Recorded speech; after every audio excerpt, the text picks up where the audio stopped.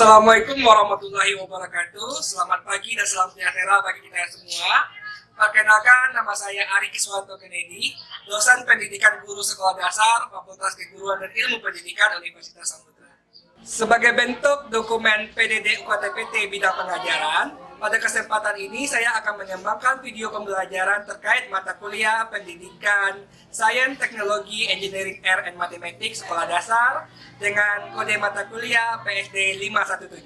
Pada mata kuliah ini, kami menggunakan dua pendekatan pada proses pembelajaran. Yang pertama yaitu team-based project, dan yang kedua itu case study. Mata kuliah ini terdiri dari 5 pokok pikiran utama. Yang pertama itu konsep pendekatan STEM, dasar-dasar keterampilan STEM, penilaian pembelajaran STEM, rancangan pembelajaran STEM, dan kelima implementasi dari pembelajaran STEM untuk siswa sekolah dasar. Di pertengahan semester awal, mata kuliah ini akan mengkaji terkait permasalahan-permasalahan yang terjadi pada proses pembelajaran dan menemukan solusi terkait proses permasalahan tersebut dan menggabungkannya dengan komponen-komponen STEM. Sedangkan di pertengahan semester akhir, mahasiswa akan dituntut untuk mendesain dan merancang proses pembelajaran STEM yang berhubungan dengan siswa sekolah dasar. Berikut kami sajikan video pembelajarannya. Terima kasih. Assalamualaikum warahmatullahi wabarakatuh. Waalaikumsalam warahmatullahi wabarakatuh. Apa kabar semuanya, sehat? Sehat. Oke, sebelum kita memulai perkuliahan kita pada pagi hari ini, alangkah lebih baiknya kita berdoa sesuai dengan agama dan kepercayaan kita masing-masing ya. Berdoa dipersilakan. Oke, berdoa dicukupkan. Bapak ingin ambil absen dulu ya. Senseni hadir, oke. Cici Hadir, Pak. oke, Delima, Hadir, Pak. Fitria, Hadir, Pak. Intan, Hadir, Pak. Ismayanti, Hadir, Pak. Dini, Hadir, Pak. Fadil, Rozan, Hadir, Pak. oke, Natasha, Hadir, Pak. oke, Dinda, Hadir, Pak. Miftah, Hadir, Pak. Dina, oke, berarti kita hadir dua ya. Bentar, kita bikin dulu di sistemnya. Oke. Pada pagi hari ini kita masuk ke pertemuan 9 ya. Pertemuan 9 di RPS kita itu mengkaji terkait merancang skenario pembelajaran STEM. Nah, sebelum itu Bapak ingin menyampaikan tujuan pembelajaran kita pada hari ini adalah diharapkan nanti mahasiswa semua mampu merancang bagaimana membuat atau mendesain dari skenario pembelajaran STEM. Nah, sebelumnya itu Bapak ingin memastikan kembali atau mengingatkan kembali bagaimana pembelajaran kita pada minggu lalu. Siapa yang masih ingat apa itu STEM? Oke, silakan, Lima. Baik, sebelumnya Pak, jadi STEM itu adalah minat pendidikan yang mengintegrasikan 5 disiplin utama, yaitu mulai dari sains, teknologi, engineering, art, dan matematika. Oke, mantap, luar biasa ya. Benar seperti apa yang disampaikan tadi Lima tadi, bahwa STEM itu adalah sebuah pendekatan pembelajaran. Gimana itu nanti dia mengintegrasikan. Ada 5 konsep yang diintegrasikan dalam STEM itu, pertama sains, teknologi, engineering, dan matematika. Nah, kita lihat bersama di sains itu apa saja. Pada konsep sains itu kita mengajarkan bagaimana tentang ilmu pengetahuan dan metode ilmiah. Jadi selama ini orang-orang beranggapan sains itu hanya sebatas IPA, tidak di STEM. Nanti kita lihat ya, sains itu adalah segala sesuatu yang berhubungan dengan ilmu pengetahuan, bisa IPS, bisa PKN, bisa olahraga. Nanti kita lihat bagaimana penerapannya. Kemudian ada namanya teknologi. Nah, kalau teknologi ini sekarang menjadi sebuah kebutuhan pokok. Ya kan? Sekarang coba kita ingat, kalau kita kehilangan HP mau pergi ke suatu tempat, gimana rasanya? Bingung, panik. Adapun HP kita bawa, tapi internet tidak kita bawa, gimana rasanya? Deg-degan juga. Nah, makanya teknologi menjadi prioritas sekarang di disiplin pendidikan. Kemudian ada namanya engineering. Engineering itu adalah rekayasa, merancang, dan membangun sesuatu. Kalau bahasa Indonesia-nya engineering ini adalah teknik. Nah, kemudian ada art. Art itu adalah seni bagaimana kita mengekspresikan ide kita melalui sebuah karya. Kemudian ada namanya terakhir matematika, adalah sebuah keterampilan untuk menganalisis, mendesain dan memikirkan permasalahan. Nah, konsep STEM inilah yang akan kita padukan menjadi sebuah pembelajaran. Dan ini adalah pembelajaran pada masa yang akan datang. Ini adalah pembelajaran masa depan. Nah, sekarang Bapak ingin mengingatkan kembali, siapa yang bisa menjelaskan atau menyebutkan apa saja manfaat dari pembelajaran STEM itu? Silakan. Oke, saya silakan. Saya ingin menjawab untuk manfaat dari STEM itu adalah salah satunya mengembangkan kemampuan kritis, Pak. Ya. Itu mendorong kolaborasi dan komunikasi. Bagus. Yang ketiga meningkatkan kreativitas dan inovasi. Oke. Yang keempat memperkuat keterampilan problem solving. Ya. Yang terakhir menyiapkan siswa untuk masa depan yang berorientasi teknologi. Oke, bagus. Benar sekali bahwa STEM itu memiliki berbagai macam manfaat. Yang pertama itu mengembangkan kemampuan berpikir kritis. Kemudian mendorong kolaborasi, komunikasi, kreativitas, inovasi, problem solving, teknologi. Kalau teman-teman ingat, ini adalah keterampilan apa namanya? Abad 21. Nah, makanya STEM ini disebut dengan pembelajaran masa depan karena dia mendorong bagaimana siswa dasar kita memiliki keterampilan abad 21. Makanya STEM ini perlu kita kembangkan pada siswa sekolah dasar. Nah, pertanyaannya, dalam setiap proses pembelajaran sebagai seorang guru kita harus membuat skenario pembelajaran. Jadi sebelum kita membuat modul ajar atau kalau bahasa namanya RPP, itu harusnya kita membuat skenario. Sama dari skenario pembelajaran ini sudah pernah diajarkan pada mata kuliah lain. Coba sekarang Bapak ingin tahu siapa yang sudah pernah Bapak yang skenario pembelajaran? Saya bisa jawab, Pak. Silakan dah. Ya. Skenario pembelajaran adalah rencana atau kerangka kerja yang dirancang oleh pendidik untuk mengarahkan peserta didik dalam proses pembelajaran. Bagus. Ya, itulah skenario pembelajaran. Skenario pembelajaran itu adalah segala sesuatu yang direncanakan. Konsepnya direncanakan. Kalau skenario itu nggak mungkin dia mendadak, pasti direncanakan. Direncanakan atau dirancang oleh pendidik untuk mengarahkan proses pembelajaran. Nah, kalau kita mungkin teman-teman pernah bermain peran atau bermain drama atau film, sebelum ada bermain film itu kita baca skenario kan. Nah, skenario itu apa? Karena alur ceritanya itu sesuai dengan skripnya. Makanya seorang guru juga harus memiliki skenario pembelajaran yang fungsinya untuk jadi panduan nanti. Bagaimana guru kok anaknya harus seperti ini setelah ini apa lagi ya? Kemudian apa lagi yang harus dikerjakan anak ya? Nah, makanya perlu skenario pembelajaran. Nah, ada beberapa langkah yang langkahnya simpel saja sebenarnya dalam merancang skenario pembelajaran STEM.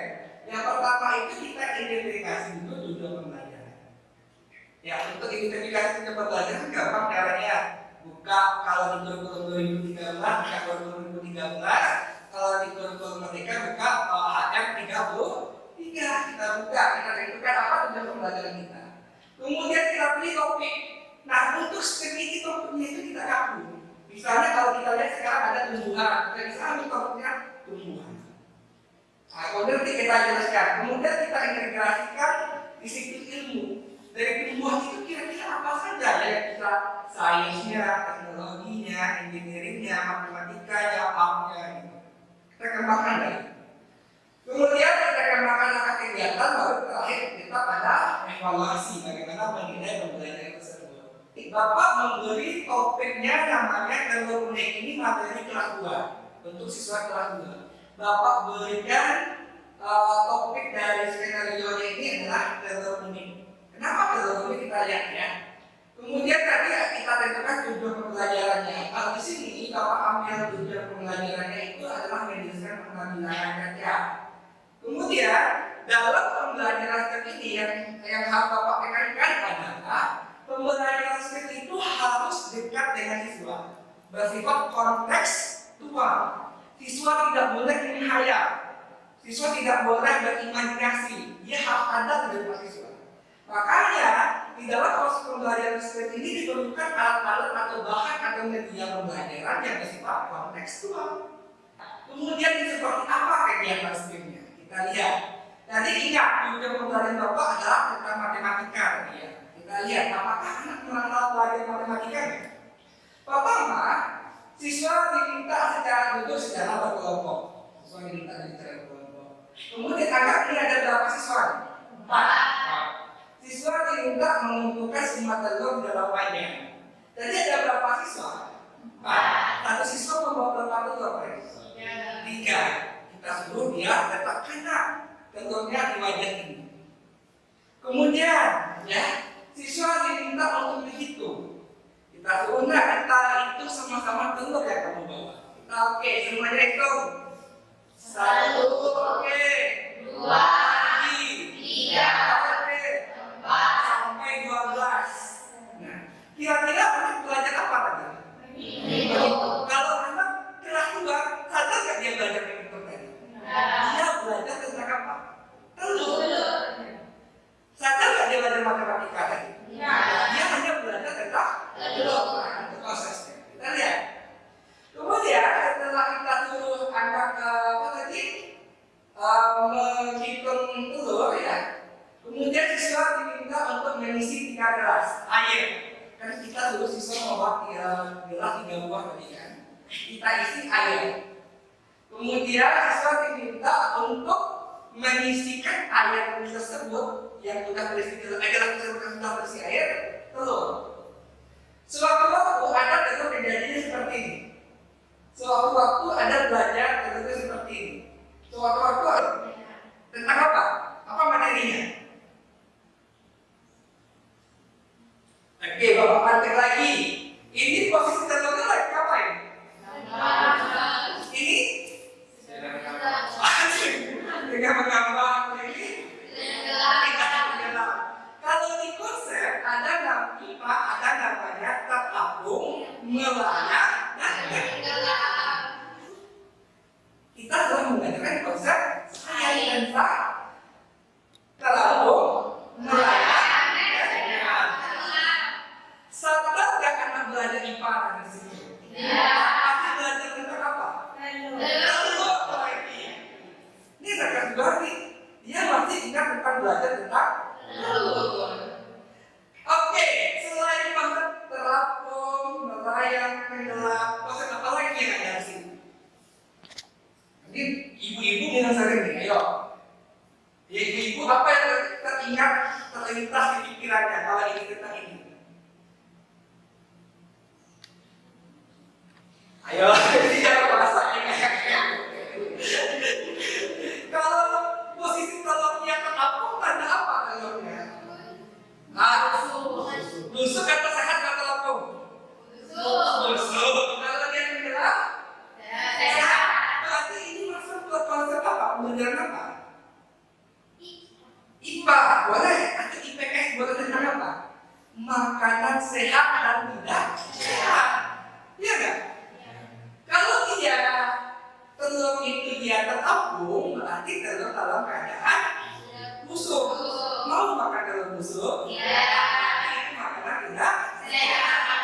Kalau dia tenggelam seperti ini, apa tanda telur apa?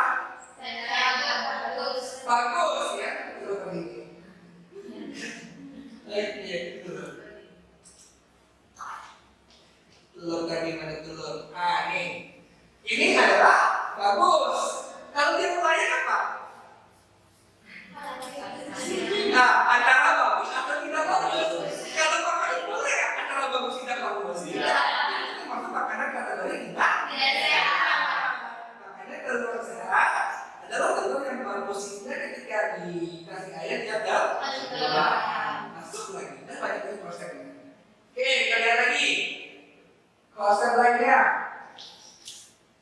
Kemudian siswa diminta keluarkan telur tadi dan mempersiapkan sebuah telur 2 buah gelas. Nah, nggak gambarnya. Oh, nggak ada gambarnya di sini.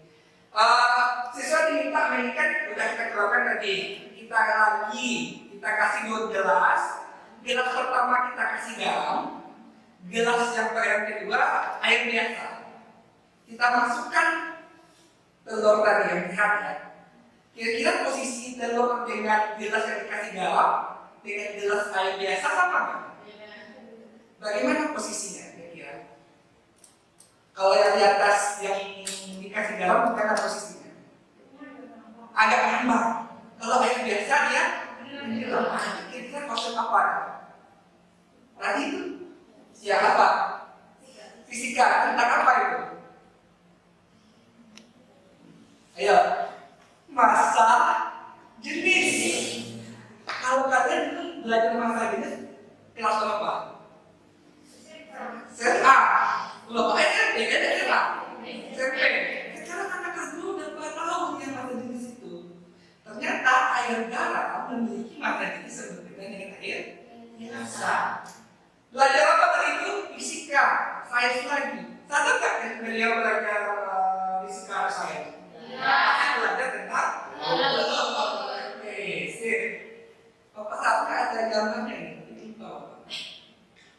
Oke, sudah selesai ya. Kemudian tadi kan anak-anak sudah bawa ke maizena, gula garam, kita masukkan ke dalam sebuah wadah. Kemudian kita kasih air hangat, kita kasih pewarna, jadi apa dia? Cat warna, ya kan? Cat warna. Kemudian kita suruh tadi telur tadi, ya, dengan warna yang kita sediakan tadi kita bikin apa ini? Telurnya. Di situ ada apanya? Seni. Nah, kira-kira dari strategi yang Bapak buat tadi, belajar nggak siswa kita belajar matematika, IPA, teknologi, seni, matematika, ada nggak? Yang biasanya kita belajar. Nah, makanya di kelas 1, kelas 2, kelas 3 itu ya, itu penting untuk menerapkan konsep siswa. Nah, mungkin bagi anak-anak Bapak yang sekarang pasti ada yang benci matematika misalnya.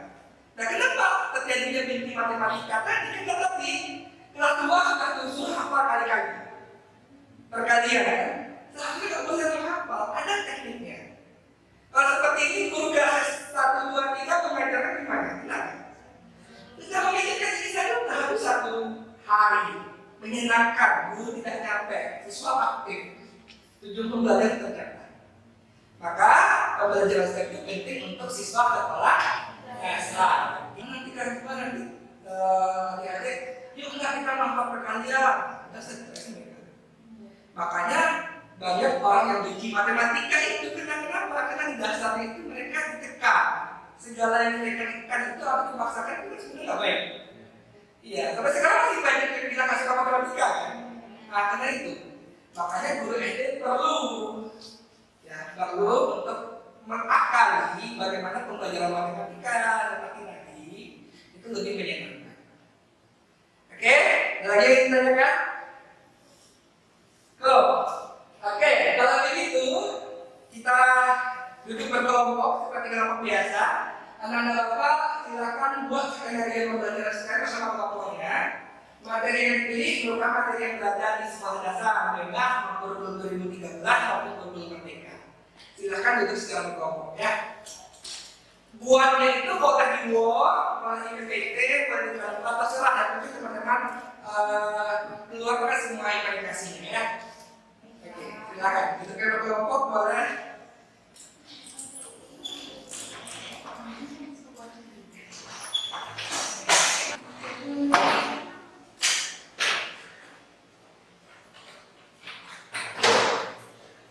Oke, silakan waktunya kita batasi 10 menit.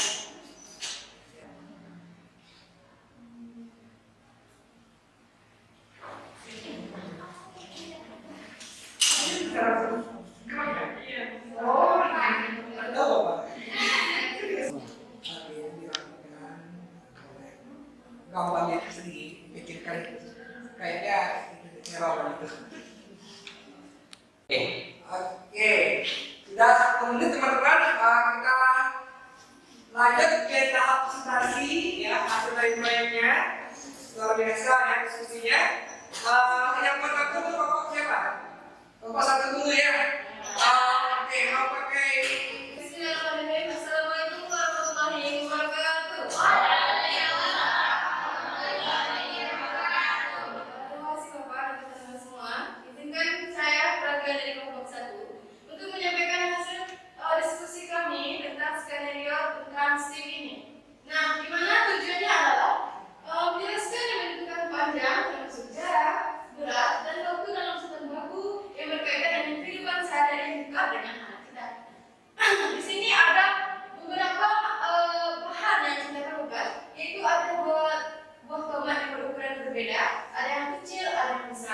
Kemudian ada dua buah timun yang berukuran berbeda, yaitu yang besar dan juga yang kecil dan dua buah gelas. Nah, ada beberapa kegiatan yang harus dilakukan oleh siswa nantinya. Yang pertama adalah siswa diminta untuk mengambil dua buah tomat yang telah kita sediakan tadi. Kemudian siswa dimintakan untuk memasukkan tomat ke dalam gelas. Kemudian nanti siswa diminta untuk mengamati perbedaan posisi tomat antara tomat A dengan tomat B. Kemudian siswa diminta untuk menganalisis kenapa sih posisi dua tomat itu berbeda antara gelas A dan gelas B. Kemudian siswa diminta untuk mengambil dua buah mentimun yang sudah kita sediakan. Ingat ya, kita ada berapa benda tadi, ada tomat kan? Mentimun. Nah, mentimun juga diperlakukan sama. Kita masukkan mentimun ke gelas yang berbeda, gelas A dan gelas B. Nah, nanti anak disuruh menganalisis, kok berbeda ya posisinya A dan B. Nah, kemudian nanti siswa itu disuruh untuk mengambil tomat tadi dan dikeringkan. Nah, kemudian siswa diminta untuk menimbang kedua tomat dan dicatat berapa berat tomat setelah dikeringkan. Kita tadi buat timbangan kan? Nah, kemudian siswa diminta untuk mengukur kedua diameter tomat yang sudah menggunakan pengukuran baju. Kemudian juga nanti siswa disuruh untuk mencatat hasil dan membandingkan timun mana yang lebih panjang. Kemudian siswa diminta untuk mengukur diameter mentimun tadi menggunakan pengukuran baju yang sudah kita sediakan. Kemudian baru siswa nanti mencatat dan membandingkan mana sih mentimun yang lebih besar diameternya dan mana sih mentimun yang lebih panjang gitu kan. Nanti dibuatlah analisisnya di kertas yang sudah kita sediakan. Nah, apa sih penilaian keterampilan yang kita ambil dari kegiatan ini? Nah, kemudian yang pertama, mengapa posisi dua tomat itu berbeda ketika dimasukkan ke dalam gelas yang berisi air? Nah, apa poinnya? Yang pertama, karena ukuran berat tomat yang berbeda. Yang kedua, karena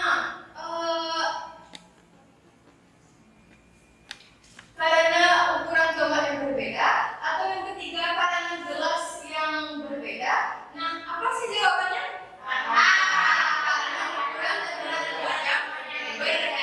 Nah, itu didapatkan ketika anak melakukan prakteknya. Kalau anak tidak melakukan praktek yang hanya sekedar menghayalkan dan membayangkan saja, dia akan susah untuk menjawab.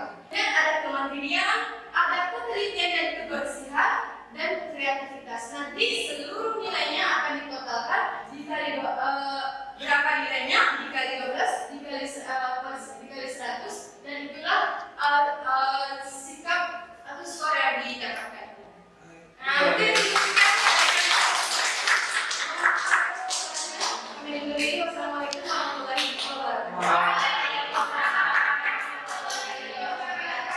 Oke,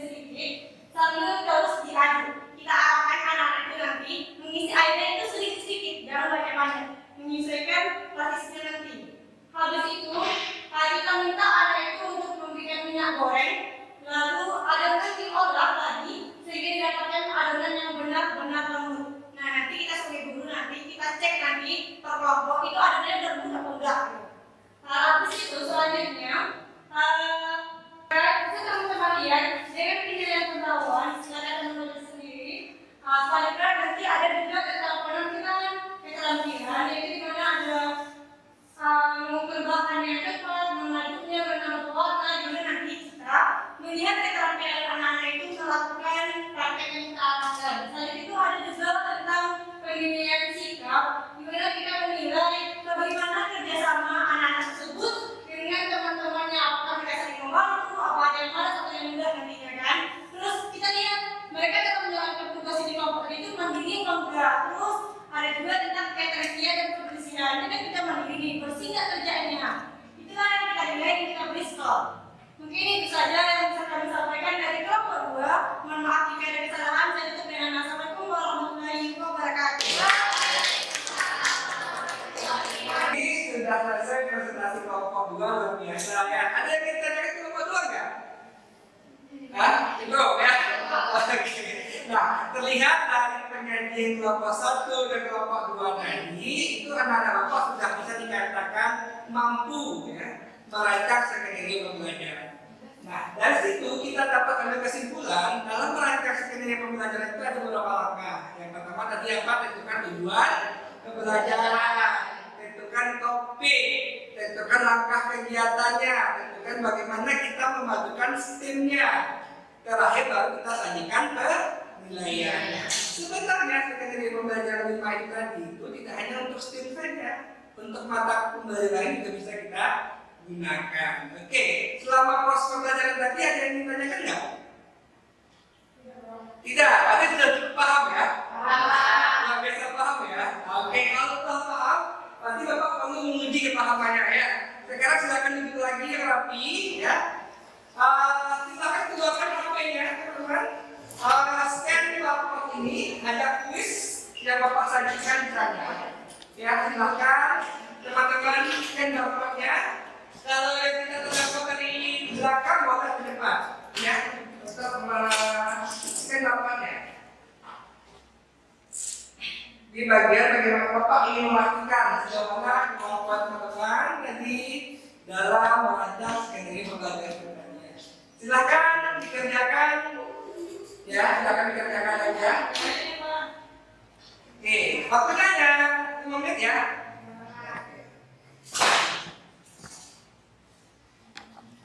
Oke, ya. Oke, kalau sudah selesai? Oke, kalau sudah selesai, berarti adalah kegiatan perkuliahan kita pada pertemuan 9 ini.